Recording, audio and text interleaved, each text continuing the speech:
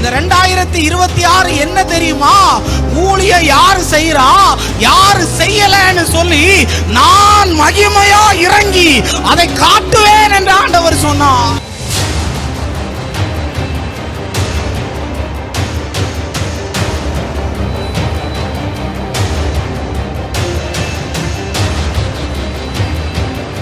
பலவான்களுடைய ஆசனங்களில் இருந்து அவர்களை கீழே தள்ளி ஆண்டவர் எளிமையானவர்களை உயரத்தில் கொண்டு போய் விடுவேன் என்று சொல்லுகிறார்.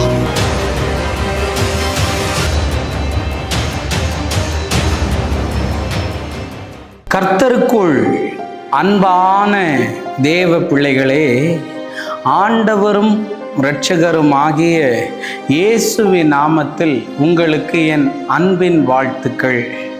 இந்த காலை நேரத்திலேயும் மத்தேயு 12வது அதிகாரம் அதனுடைய 20வது வசனத்தை வாசிக்கிறேன். அவர் நியாயத்திற்கு ஜெயம் கிடைக்க பண்ணும் வரைக்கும் நெறிந்த நாணலை முறிக்காமலும் மங்கி எரிகிற திரியை அணையாமலும் இருப்பா என்று எழுதியிருக்கிறத பார்க்க முடியும்.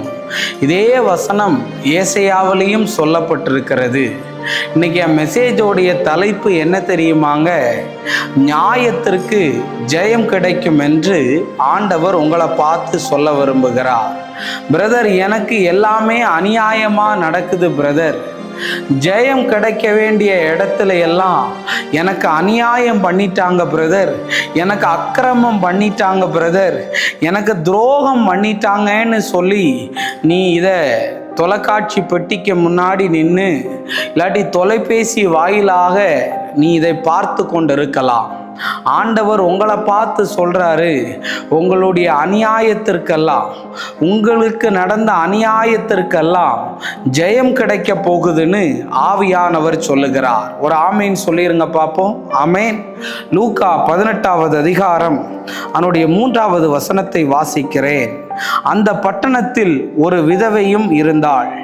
அவள் அவனிடத்தில் போய், எனக்கும் என் எதிராளியாய் இருக்கிற காரியத்தில் எனக்கு நியாயம் செய்ய வேண்டும் என்று விண்ணப்பம் பண்ணினாள் என்று எழுதியிருக்கிறத பார்க்க முடியும். ஒரு இடத்துல ஆண்டவர் ஊமையாய் சொல்லும்போது சொல்றாரு, மனுஷனை மதியாதவனும் தேவனுக்கு பயப்படாதவனுமாகிய ஒரு நியாயாதிபதி கிட்ட போய் ஒரு விதவை பெண் நியாயம் கேட்கிறாள்.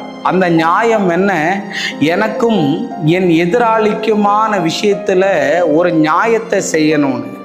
ஆனா அவன் மனுஷனை மதிக்காதவனும் தேவனுக்கு பயப்படாதவனுமா இருக்கிறதுனால அவளுக்கு அவன் அநியாயமா பதிலே கொடுக்காம அந்த பிரச்சனையை முடிச்சு விடாம இழுத்தடிச்சிட்டே இருந்தான். ஆனா அவ தொடர்ந்து போய் சோர்ந்து போகாம அவனை போய் தொந்தரவு செஞ்சதுனால இவ விஷயத்துல ஒரு நியாயத்தை செய்யணும்னு உள்ளுக்குள்ளேயே சிந்தனை பண்ணினானா. அப்பொழுதுதான் இப்படி ஒரு வசனம் அங்கே எழுதப்பட்டதை, குறிக்கப்பட்டதை நம்மால் பார்க்க முடியும். அந்த வசனத்தை வாசிக்கிறேன், கவனிங்க. அந்தபடியே தேவன் தம்மை நோக்கி இரவும் பகலும் கூப்பிடுகிறவர்களாகிய தம்மால் தெரிந்து கொள்ளப்பட்டவர்களுடைய விஷயத்துல நீடிய பொறுமை உள்ளவராக இருந்து அவர்களுக்கு நியாயம் செய்யாமல் இருப்பாரோன்னு இருக்கு. அந்த அநீதி உள்ள நியாயாதிபதியே ஒருத்தி தொந்தரவு செஞ்சுக்கிட்டு இருக்கும்போது, எப்பா இந்த பிரச்சனையிலிருந்து இவளுக்கு ஒரு தீர்வை கொடுத்துறணும்னு சொல்லி இருக்கும்போது, ஆண்டவர் நீதி உள்ள நியாயாதிபதியா. இன்னைக்கு உன் சொத்து விஷயத்துல அநேக பிரச்சனைகள் இருக்கலாம், உன்னுடைய குடும்ப விஷயத்துல அநேக பிரச்சனைகள் இருக்கலாம், உன் வேலை மேல அநேக பிரச்சனையோட நீ இதை பார்த்துக்கிட்டு இருக்கலாம். நான் என் ஆவியில ஒரு சகோதரியை பார்க்கிறேன். எனக்கு வர வேண்டிய சம்பளத்தை எல்லாம் பிடிச்சு வச்சுட்டாங்க பிரதர், எனக்கு வர வேண்டிய இன்க்ரிமெண்ட் எல்லாம் முடக்கி வச்சுட்டாங்க பிரதர். இனி நான் இந்த வேலையில் இருக்கலாமா, இருக்கக்கூடாதா, வேலையை சம்பளம் இல்லாத வேலையை செஞ்சுக்கிட்டு இருக்கிறேனேன்னு நீ இதை பார்த்துக்கிட்டு இருந்தனா ஆண்டவர் உனக்கு நியாயம் செய்ய போகிறேன் என்று சொல்லுகிறார்.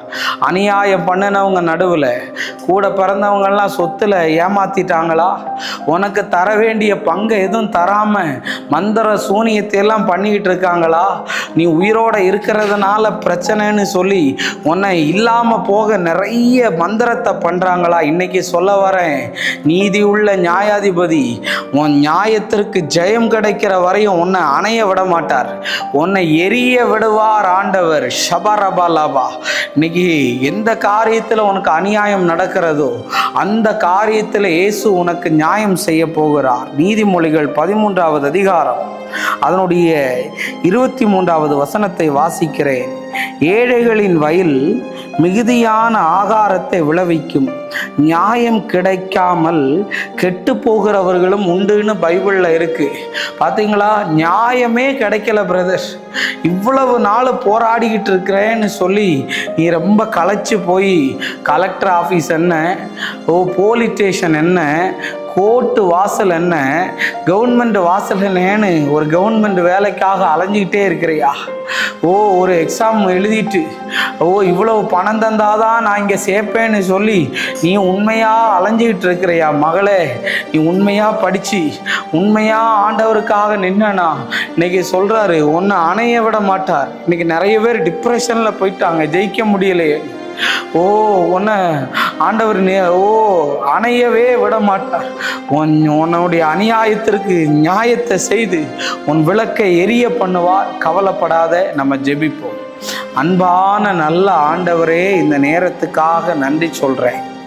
ஆண்டவரே, இந்த பிள்ளைகளுடைய வாழ்க்கையில போராடி கொண்டிருக்கிற எல்லா போராட்டமும் மாறட்டும். இந்த பிள்ளைகளுக்கு இயேசு அற்புதத்தை செய்யும்படியாய் ஜெபிக்கிறேன். எல்லா தடைகளையும் மாற்றுங்க. இயேசுவின் நாமத்தில் வேண்டுகிறேன் நல்ல பிதாவே. ஆமென், ஆமென். God bless you. கர்த்தர் உங்களை ஆசீர்வதிப்பார்.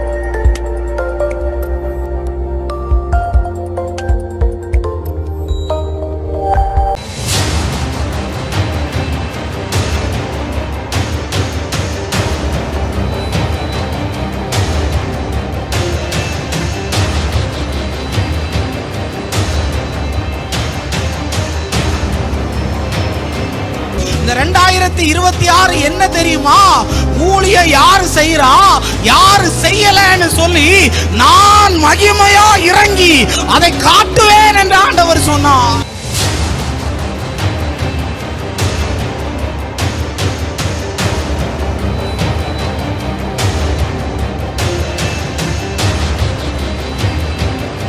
பலவான்களுடைய ஆசனங்களில் இருந்து அவர்களை கீழே தள்ளி ஆண்டவர் எளிமையானவர்களை உயரத்தில் கொண்டு போய் விடுவேன் என்று சொல்லுகிறார்.